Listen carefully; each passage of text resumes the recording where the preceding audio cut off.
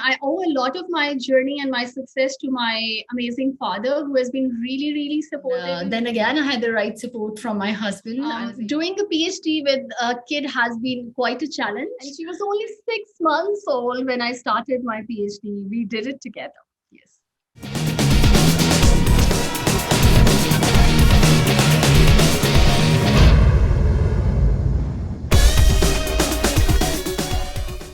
Welcome to the program.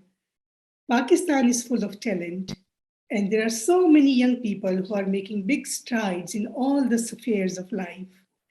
Today, we have with us one such person, Dr. Abiha Zehra, who is an assistant professor at the University of Information Technology, Lahore, and at the same time, research fellow at the Institute of Public Governance, KU Leuven, Belgium.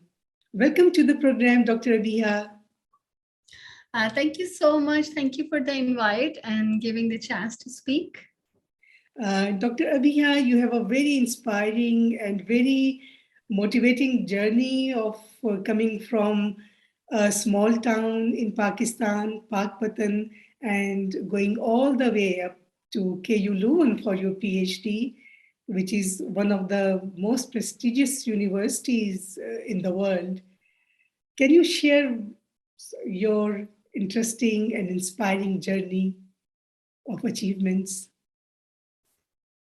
Okay, thank you for the question. It has been challenging. It has been difficult, but it has been amazing as well because of the support of my family and later on the support of my husband as well. So yes, when it started, it was I wouldn't have imagined landing for a PhD in Europe, and that too in KU Leuven, because belonging to a family where the girls wouldn't even go to the university, there was no such trend. It was quite an achievement for me to already go to a university and make it to the big town, even like going outside, living in a hostel, going to a university, because we have no universities in Pakistan, Pakpatan, sorry, at that time. So going to the big cities like Lahore and studying was already a very, very big thing at that time.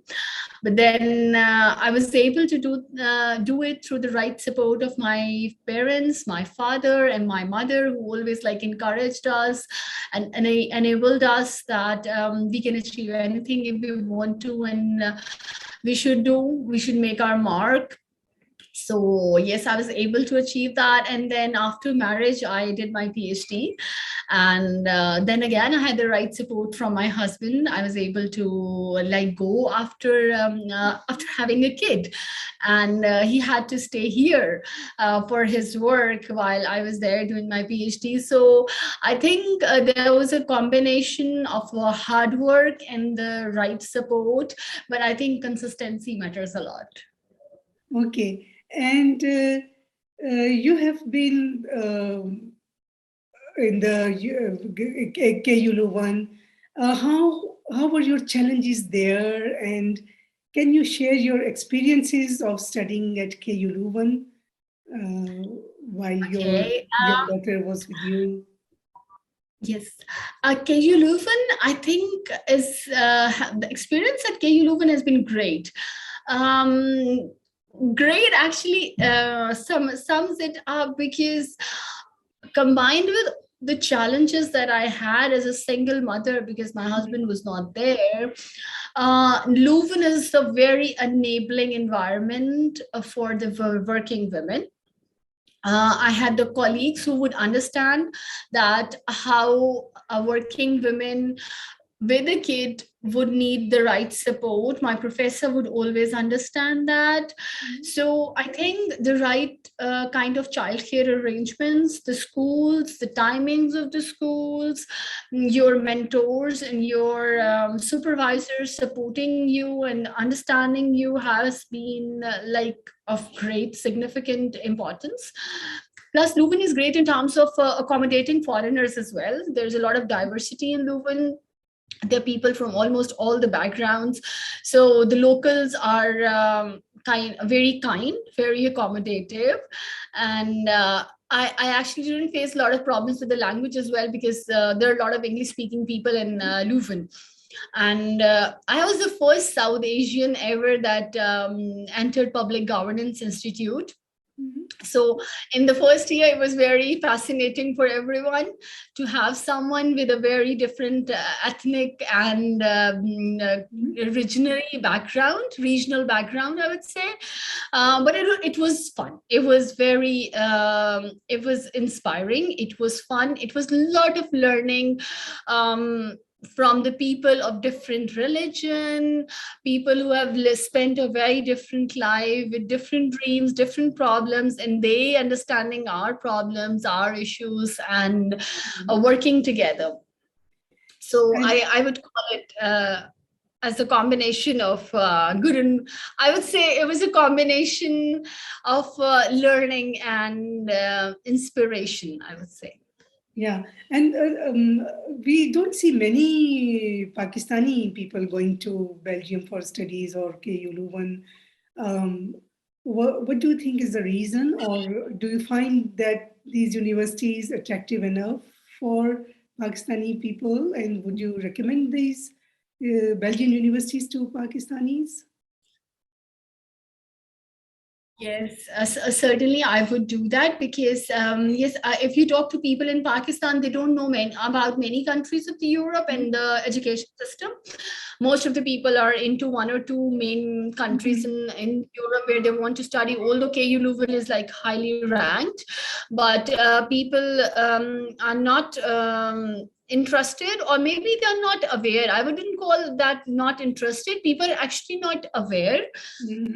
of the opportunities and the environment that Belgium offers. Uh, it has like a lot of diversity in terms of the regions. There's a German region, French region, and then the Dutch speaking region. And talking about KU Leuven, like the whole town is a university town. There are people from all around the world. So you wouldn't even feel the only one alienated or left alone. You would feel like you are in a part of the world where like there are so many people from around the world from whom you can learn. And the best thing is like the system university has to help you in the beginning. They have these buddies to understand you, plus the Pakistan embassy has been playing a good role in bringing together the Pakistani community living there on the Independence Day and other events like the Kashmir days. And Leuven has a very vibrant Pakistani community as well. All those PhD students and all those working people, they get together and keep the spirits alive from Pakistan. So I think it's more people need to know that Belgium is very accommodating. It's a fascinating, it's a beautiful country. It's not much talked about, but it's beautiful. It's and you'll really enjoy living there if you go, and you learn a lot, especially in a university like KU Leuven. Yes, Yeah, so and definitely. can you tell us a little bit about KU Leuven as well? Because we have heard that it's contemporary of Cambridge and Oxford, and it's a very well placed university. Just if you could explain a little bit about KU Leuven as well. KU Leuven is basically the top 45th university in the world. It's the top university of Belgium, and it's the oldest one. It was set up in 1425. Mm. So it's quite old, and the fascinating campuses it has, which are most of which are the belong to UN heritage part, UNESCO World Heritage. They have kept all the buildings in their original form. So I think it's amazing. Plus being a Pakistani, the fascinating part was when I got to know that Dr. Abdul Qadir Khan has studied there, was part of the KU Leuven alumni. So I think it adds to the things that you can be proud of when you are studying at KU Leuven.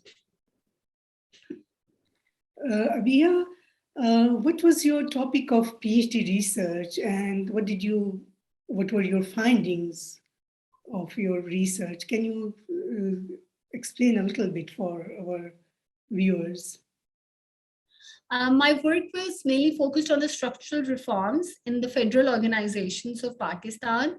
So I explored starting from 1947 till 2018, I looked at what has been happening in terms of the structural changes, be it creation of new organizations, the mergers, the splits, the placement, the distance from the central ministries, the creation of autonomous bodies, regulatory bodies, public-private partner models. So almost all the structural reforms that have been taking place, then we analyze them with respect to the theoretical Western models, to have an overview of what has been happening in the West and what has been happening in Pakistan, how much we have been influenced with the Western models, how much we were like made to implement due to donor agencies, be it IMF, World Bank, or the others bringing new programs, or were we doing the concept of mimetic isomorphism, like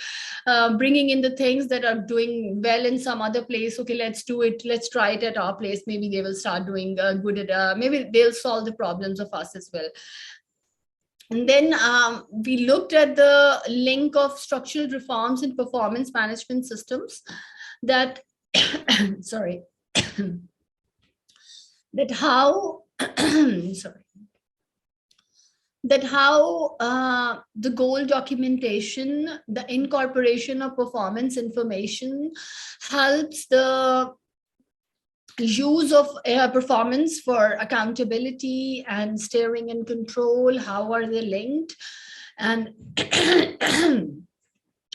and this kind of work is like still as a talk of the town, because of the Prime Minister Imran Khan's performance agreements with the ministries.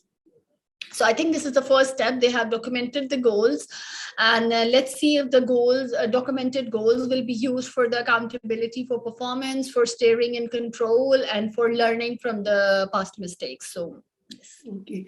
So we can count your work as one of the pioneering works in this direction.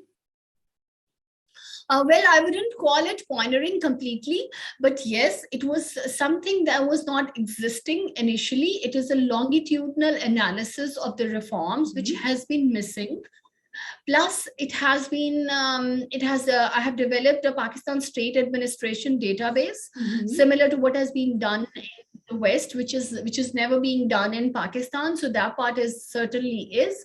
And the things that we have tried to develop a link between the systems in the reforms is one of its kind, and I hope it will be helpful for the government and for the policymakers to really see how they are managing the performance in its real sense. Because yes, most of the people think that coming up with performance agreement solves all the problems. No, I think there are so many steps ahead of it, and theoretical and conceptual models used in my research are very, very relevant for the policymakers in this regard, if they would like to have a look at it.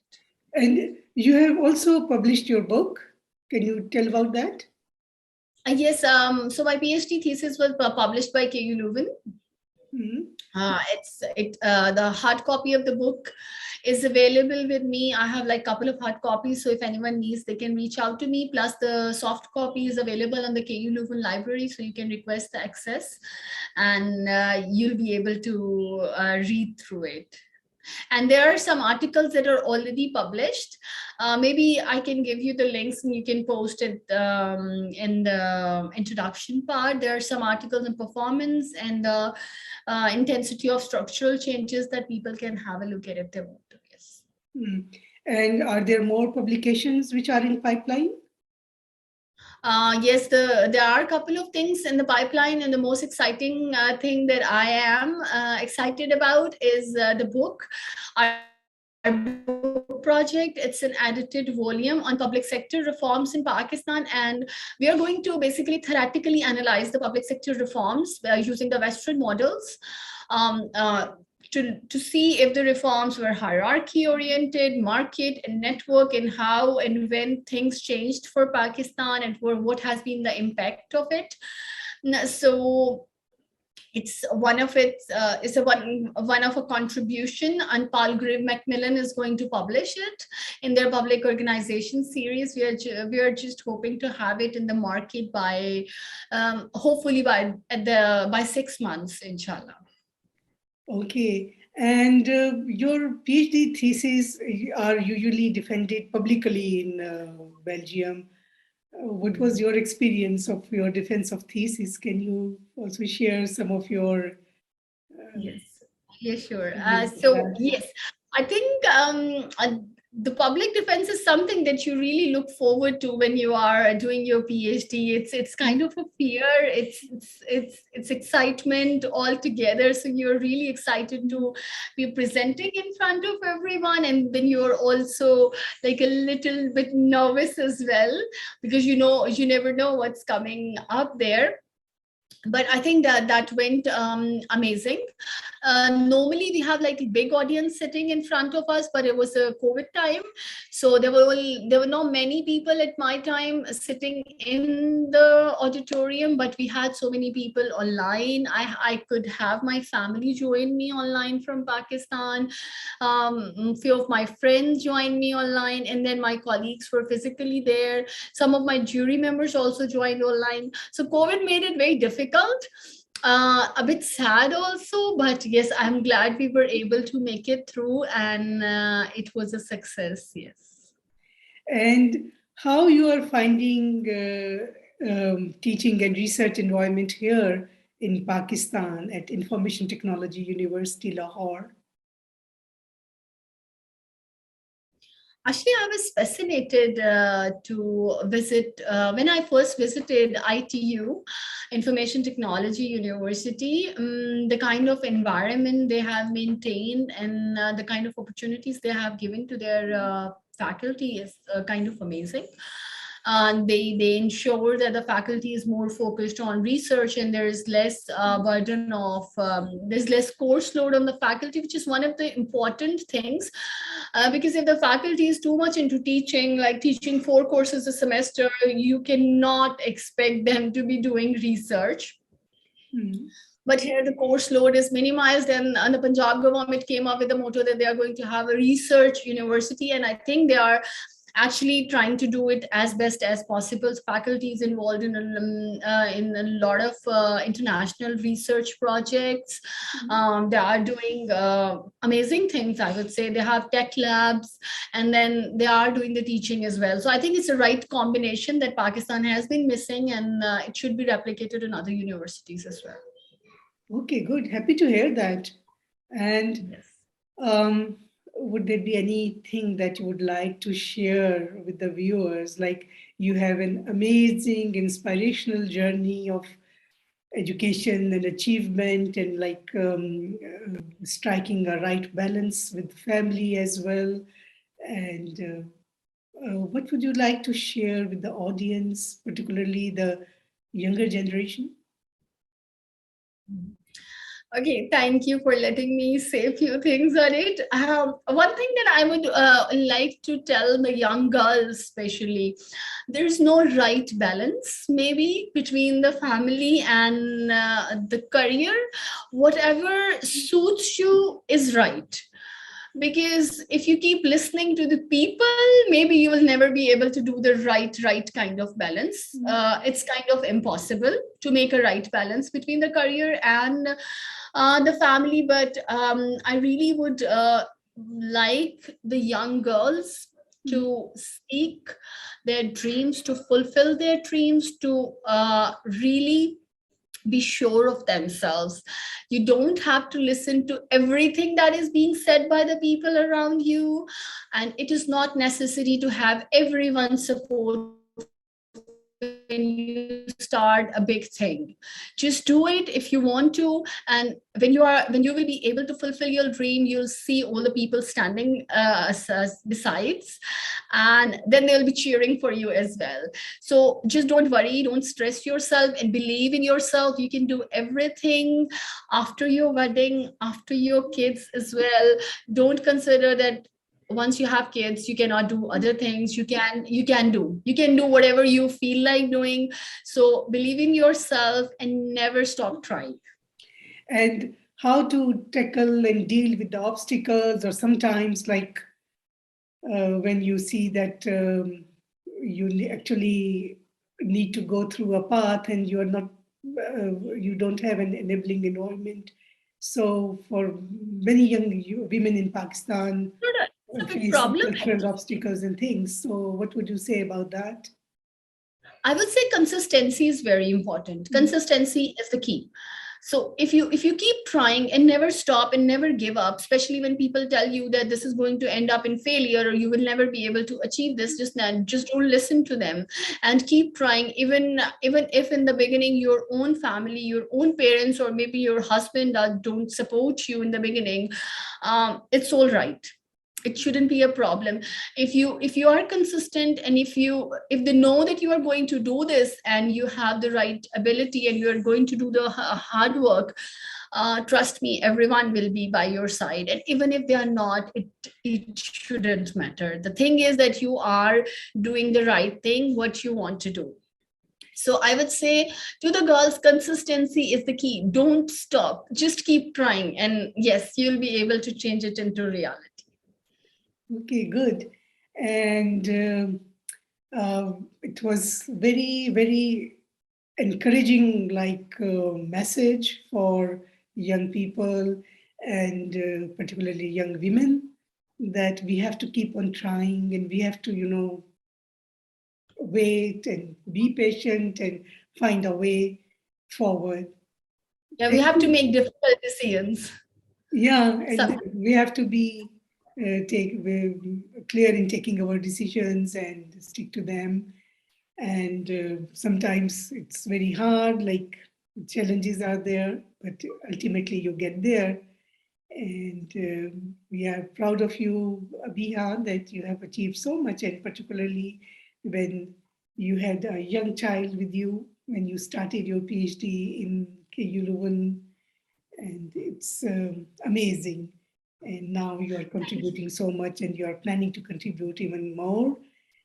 And thank you very much. We wish you great success in your life, and thank you so much for giving the time. thank, yeah. Thank you so much for inviting me, and thank you for letting me speak. It was so nice. Thank you.